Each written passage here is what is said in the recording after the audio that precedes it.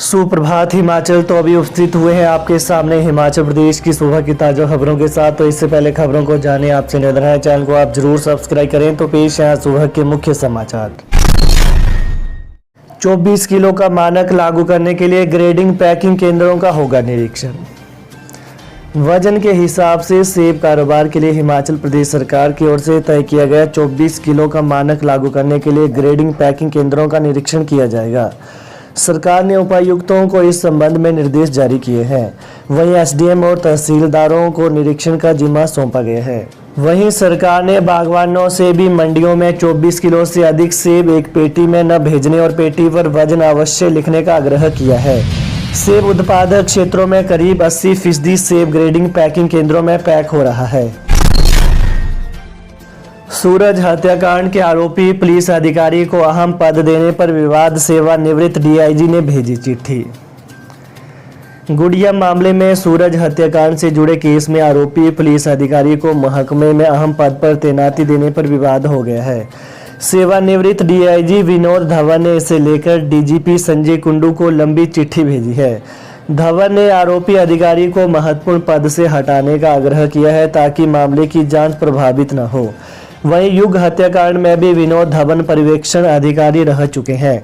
विनोद धवन ने डीजीपी से आग्रह किया है कि आरोपी पुलिस अधिकारी मामले की जांच को प्रभावित कर सकते हैं, इसलिए उन्हें महत्वपूर्ण पद पर तैनाती नहीं दी जानी चाहिए।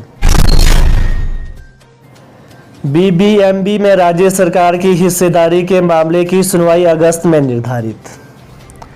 सुप्रीम कोर्ट ने भाखड़ा ब्यास प्रबंधन बोर्ड बीबीएमबी में राज्य सरकार की हिस्सेदारी के मामले की सुनवाई अगस्त के अंतिम सप्ताह में निर्धारित की है। 26 और 27 जुलाई को अदालत के समक्ष सुनवाई के लिए लगातार सूचीबद्ध रहे मामले पर समय के अभाव के कारण सुनवाई नहीं हो पाई। हालांकि केंद्र सरकार ने अदालत से इस मामले पर मध्यस्थता करने का आग्रह किया था। वहीं राज्य सरकार के महाधिवक्ता ने केंद्र सरकार के आग्रह का विरोध किया और अदालत को बताया कि इस मामले में कई बार मध्यस्थता विफल हो चुकी है। आ गया अपना हेलीकॉप्टर। हिमाचल सरकार को ऐसे मिला सस्ता चॉपर, रेट ज्यादा होने पर रद्द किए थे टेंडर। करीब 4 महीने के इंतजार के बाद हिमाचल सरकार का अपना हेलीकॉप्टर आ गया है। यह अगस्ता वेस्टलैंड ग्रैंड मॉडल है। वहीं एयर चार्टर सर्विस कंपनी ने टेंडर के जरिए से राज्य सरकार को अगले 3 साल के लिए उपलब्ध करवाया। यह ट्विन इंजन हेलीकॉप्टर 7 सीटर है। नई बात यह है कि इससे पहले यह गल्फ में किसी शेख के पास था, लेकिन मशीन नहीं है। वहीं आज मुख्यमंत्री सुखविंदर सिंह सुक्खू चंबा दौरे पर इसी हेलीकॉप्टर में जाएंगे। यह हेलीकॉप्टर राज्य सरकार को 2,58,000 प्रति घंटा के किराए पर मिला है, जो पहले लिए गए हेलीकॉप्टर से भी 82,000 रुपये प्रति घंटा सस्ता है। इसके बीच में 3 महीने के लिए राज्य सरकार को 3,40,000 प्रति घंटा की दर पर हेलीकॉप्टर लिया था, जबकि उसकी सीटिंग क्षमता भी इतनी ही थी। ऐसे में अब सवाल यह है कि आखिर राज्य सरकार को सस्ता हेलीकॉप्टर कैसे मिल गया। खनन माफिया से सौरभ वन विहार पर बना खतरा। पूर्व सीएम शांता कुमार ने सुक्खू सरकार से मांगा समाधान। खनन माफिया के कारण सौरभ वन विहार को खतरा पैदा हो गया है। हिमाचल प्रदेश के पूर्व मुख्यमंत्री एवं पूर्व केंद्रीय मंत्री शांता कुमार ने कहा कि यह बड़े सौभाग्य की बात है कि हिमाचल सरकार ने कांगड़ा को हिमाचल प्रदेश का पर्यटन कैपिटल बनाने का निर्णय किया है। इस दृष्टि से पालमपुर और उसके आसपास का क्षेत्र अत्यंत महत्वपूर्ण है। कहा कि धौलाधार में पर्यटन की अपार संभावनाएं हैं और पालमपुर का बड़ा पुल धौलाधार से एकमात्र संपर्क है। वहीं शांता कुमार ने कहा कि चिंता इस बात की है कि अधिकारियों की कमजोरी के कारण खनन और भूमि कटाव हो रहा है और उसके कारण न्यूगल पुल, उसके साथ झूला पुल और उसके साथ सौरभ वन विहार को भी नुकसान पहुंच रहा है। यही पुल 30 गांव के लिए संपर्क का भी एकमात्र साधन है। उन्होंने सरकार और विशेषकर मुख्यमंत्री से विशेष आग्रह किया है कि पर्यटन की दृष्टि से अत्यंत महत्वपूर्ण स्थान को खनन माफिया संकट से अतिशीघ्र बचाया जा सके। अगस्त के दूसरे हफ्ते में शुरू हो पाएंगी पीजी कक्षाएं, प्रवेश प्रक्रिया पूरी करने के निर्देश। हिमाचल प्रदेश विश्वविद्यालय एचपीयू का नया शैक्षणिक सत्र इस बार करीब 1.5 हफ्ते देरी से शुरू होगा। एचपीयू ने नए सत्र की प्रवेश प्रक्रिया को पूरा करने के लिए 5 अगस्त तक की समय सीमा तय की है। इसके बाद नए सत्र के प्रथम सेमेस्टर की कक्षाओं का शेड्यूल जारी होगा। ऐसे में अगस्त के दूसरे या तीसरे हफ्ते में कक्षाएं शुरू हो सकती हैं। हालांकि इस बार एचपीयू ने पीजी प्रवेश प्रक्रिया को ध्यान में रख यूजी अंतिम वर्ष की परीक्षा का परिणाम बिना मेरिट ही समय पर घोषित कर दिया था। इसके चलते छात्र तय शेड्यूल के अनुसार पीजी कोर्स की काउंसलिंग में अपेयर हो सकें। 31 जुलाई को विश्वविद्यालय के सभी विभागों में नॉन सब्सिडाइज श्रेणी की सीटों की काउंसलिंग की प्रक्रिया पूरी हो जाएगी। नई भर्ती एजेंसी पर रिपोर्ट में देरी ने बढ़ाया इंतजार, आईटी डायरेक्टर के ट्रेनिंग में जाने से लगा और समय। हिमाचल में ग्रुप सी यानी क्लास 3 की भर्तियां कौन करेगा और इसका फॉर्मेट क्या होगा, इस बारे में राज्य सरकार की ओर से गठित की गई दीपक सानन कमेटी की रिपोर्ट लेट हो गई है। इस कमेटी में सेक्रेटरी लगाए गए सूचना प्रौद्योगिकी विभाग के निदेशक मुकेश रेपसवाल के ट्रेनिंग पर जाने के कारण यह शेड्यूल लेट हुआ। अब माना जा रहा है कि अगस्त के पहले सप्ताह में राज्य सरकार को प्रारंभिक रिपोर्ट मिल जाएगी।